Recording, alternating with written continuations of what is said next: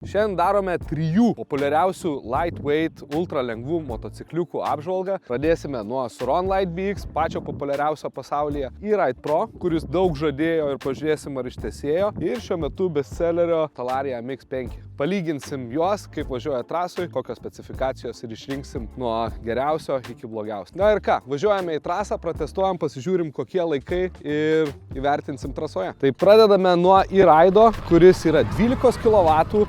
Greituminis motoras, turi ilgai sukti akceleratorių, kol jis įsibėgėja, neturi tiek daug sukimo momento, bet labai gerai atrodantis, tikrai nebloga komplektacija. Vienintelis senieji modeliai 2.5 turėjo problemų su elektra, 3.0 ir SR modelis, apie kurį kitam epizode pakalbėsime, tai tikrai labai super motociklai. Koks jausmas važiuojant su E-Ride? Pirma, tai svoris labai panašus į Light BX, bet yra daugiau galios. Tačiau, kad pasiekti tą galią, turi išsukti pilnai akceleratorių. E-Ride'o akceleratorių sukasi daug daugiau negu Sur-Ron.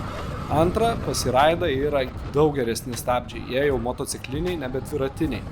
Trečia, pakaba yra tik šiek tiek geresnė už Sur-Rono, bet prastesnė už Talariją.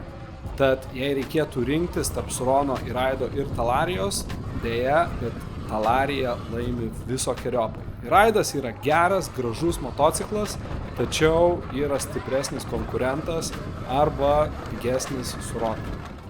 Sur-Ron Light BX. Sur-Ronas kaip iPhone'as, nuo jo ir viskas prasidėjo.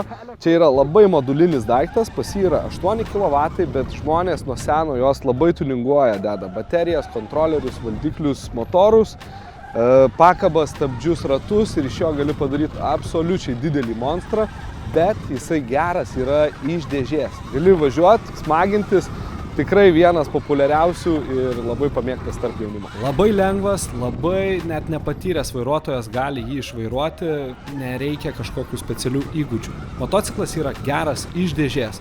Galios yra pakankamai, kad įspausti šypseną veidę, tačiau jeigu norėsi važiuoti greičiau, norėsi didelius šuolius daryti, pradės nebelaikyti pakabos elementai. Tiek priekinės šakės, tiek galinis trikampis gali lūžti, ratai taip pat nėra patys tvirčiausi. Bet čia yra kalba apie sportą, kai jau pradedi tikrai gazuoti ir šokinėti, bet jeigu važiuosi savo malonumui, tai yra tikrai patikimas geras daiktas. Pakaba yra vidutinio lygio, nėra nei prasta, nei gera. Stabdžiai galėtų būti stipresni, nes jie yra beveik dviratinio lygio, tai yra stabdžių diskai labai plonyčiai, o gale užtenka. Tiesiog jisai daro tai, ką reikia, nes yra lengvas, patikimas ir nebereikalo Sur-Ronas kaip iPhone'as. Talaria MX5, bestselleris 13,5 kW, 65 kg, šiek tiek yra didesnis svoris palyginus su Sur-Ronu ar E-Ride'u, tačiau turi labai didelį sukimo momentą, net 500 Nm.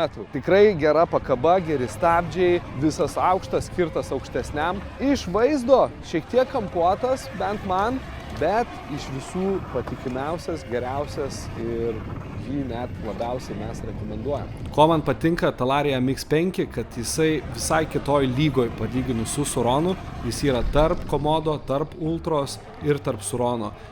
Antra, pas jį yra pati galia nuo mažų sūkių, tai yra tik atsukus akceleratorių iš karto važiuoja į priekį, daug greičiau gali su juo važiuoti, daug patikimiau jautiesi, nes yra pats motociklas sunkesnis, aukštesnis, tai yra vieni privalumai.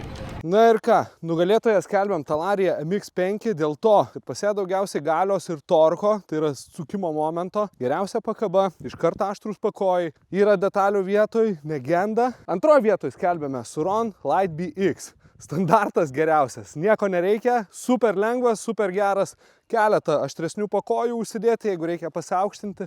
Ir trečioje vietoje netikėtai, bet E-Ride'as. Kodėl? Gale netaip smarkiai jaučiasi skirtumas nuo Light BX-o nuo 8 kW iki 12, bet nuo 12 E-Ride'o iki 13 labai skiriasi. Kažkodėl sukimo momentas kitas. Ir E-Ride'as šiek tiek turi problemų su patikimumu. Tai tokie mūsų rezultatai ir pasimatysim kitose epizoduose.